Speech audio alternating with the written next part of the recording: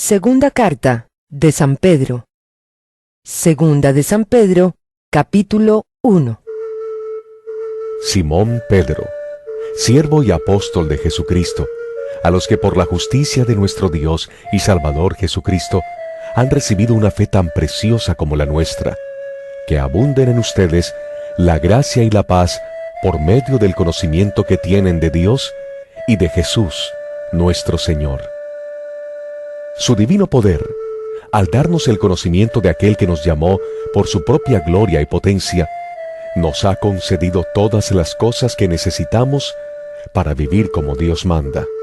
Así Dios nos ha entregado sus preciosas y magníficas promesas para que ustedes, luego de escapar de la corrupción que hay en el mundo debido a los malos deseos, lleguen a tener parte en la naturaleza divina. Precisamente por eso, esfuércense por añadir a su fe virtud, a su virtud entendimiento, al entendimiento dominio propio, al dominio propio constancia, a la constancia devoción a Dios, a la devoción a Dios afecto fraternal y al afecto fraternal amor. Porque estas cualidades, si abundan en ustedes, les harán crecer en el conocimiento de nuestro Señor Jesucristo y evitarán que sean inútiles e improductivos. En cambio, el que no las tiene es tan corto de vista que ya ni ve y se olvida de que ha sido limpiado de sus antiguos pecados. Por lo tanto, hermanos, esfuércense más todavía por asegurarse del llamado de Dios, que fue quien los eligió. Si hacen estas cosas, no caerán jamás, y se les abrirán de par en par las puertas del reino eterno de nuestro Señor y Salvador Jesucristo. Por eso siempre les recordaré estas cosas, por más que las sepan y estén afianzados en la verdad que ahora tienen. Además, considero que tengo la obligación de refrescarles la memoria mientras viva en esta habitación pasajera que es mi cuerpo, porque sé que dentro de poco tendré que abandonarlo, según me lo ha manifestado nuestro Señor Jesucristo. También me esforzaré con empeño para que aún después de mi partida, ustedes puedan recordar estas cosas en todo tiempo. Cuando les dimos a conocer la venida de nuestro Señor Jesucristo en todo su poder, no estábamos siguiendo sutiles cuentos supersticiosos, sino dando testimonio de su grandeza, que vimos con nuestros propios ojos. Él recibió honor y gloria de parte de Dios el Padre, cuando desde la majestuosa gloria se le dirigió aquella voz que dijo: «Este es mi Hijo amado, estoy muy complacido con él». Nosotros mismos oímos esa voz que vino del cielo cuando estábamos con él en el Monte Santo. Esto ha venido a confirmarnos la palabra de los profetas, a la cual ustedes hacen bien en prestar atención, como a una lámpara que brilla en un lugar oscuro, hasta que despunte el día y salga el lucero de la mañana en sus corazones. Ante todo, tengan muy presente que ninguna profecía de la Escritura surge de la interpretación particular de nadie, porque la profecía no ha tenido su origen en la voluntad humana, sino que los profetas hablaron de parte de Dios, impulsados por el Espíritu Santo. Segunda de Pedro, capítulo 2. En el pueblo judío hubo falsos profetas, y también entre ustedes habrá falsos maestros que encubiertamente introducirán herejías destructivas, al extremo de negar al mismo Señor que los rescató. Esto les traerá una pronta destrucción. Muchos los seguirán en sus prácticas vergonzosas, y por causa de ellos se difamará el camino de la verdad.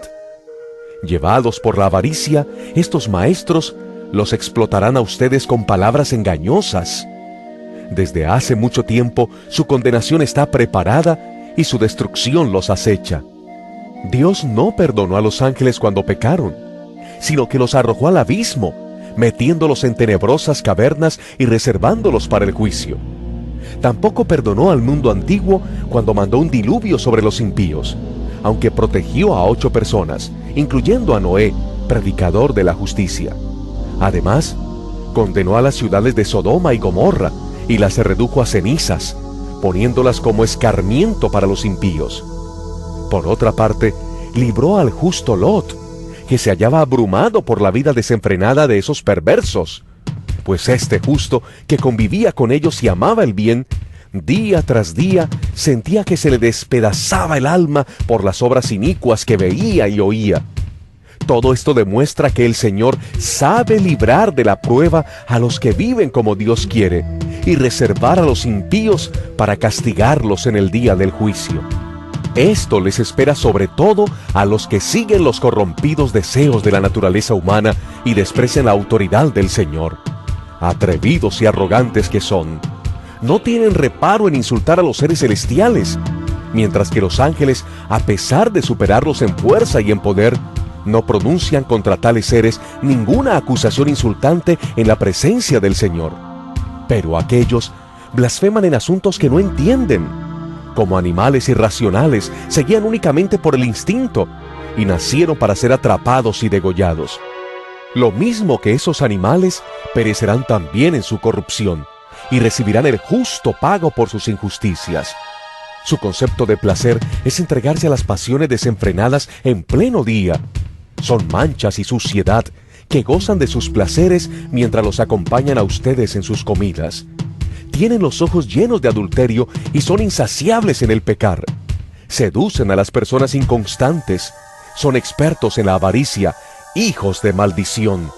Han abandonado el camino recto y se han extraviado para seguir la senda de Balán, hijo de Bosor, a quien le encantaba el salario de la injusticia. Pero fue reprendido por su maldad.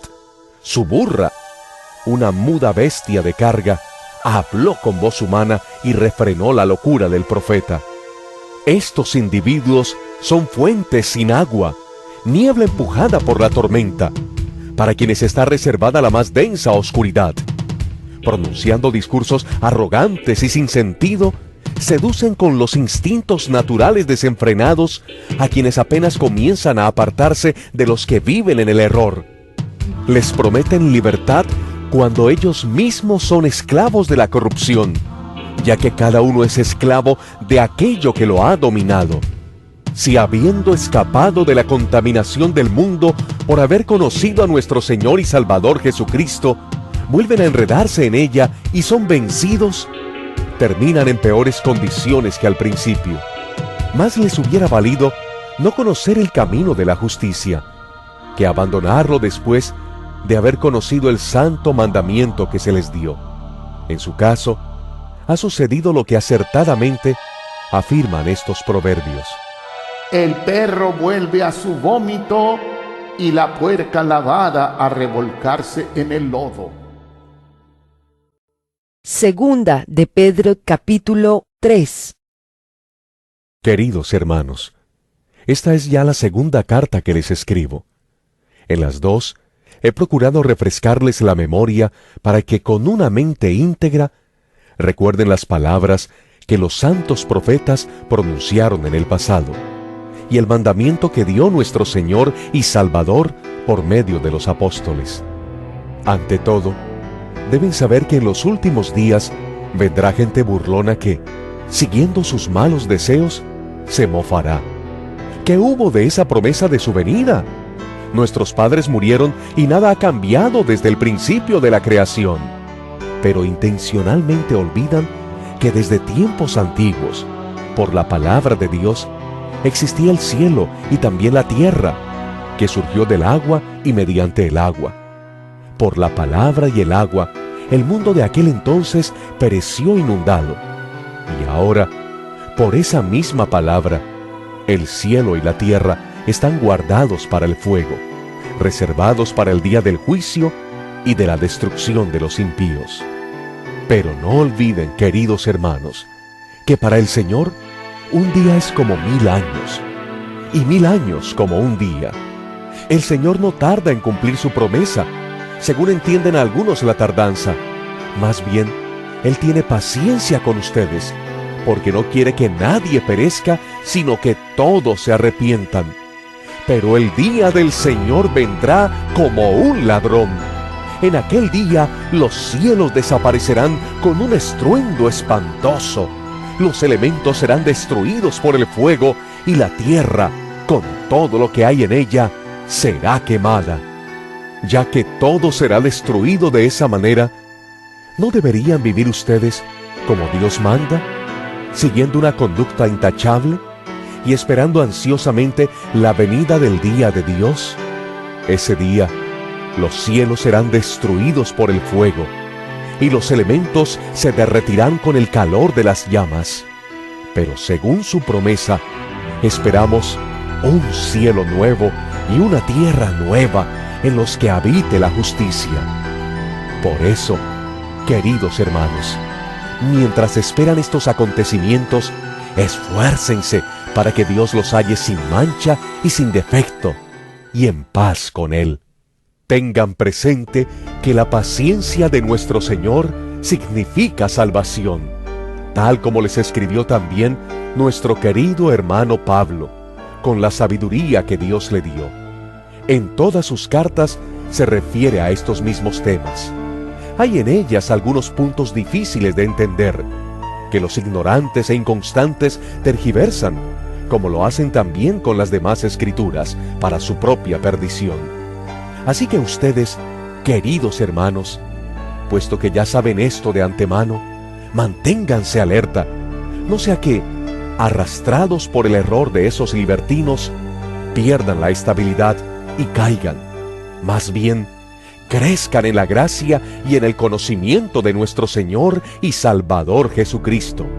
A Él sea la gloria ahora y para siempre. Amén.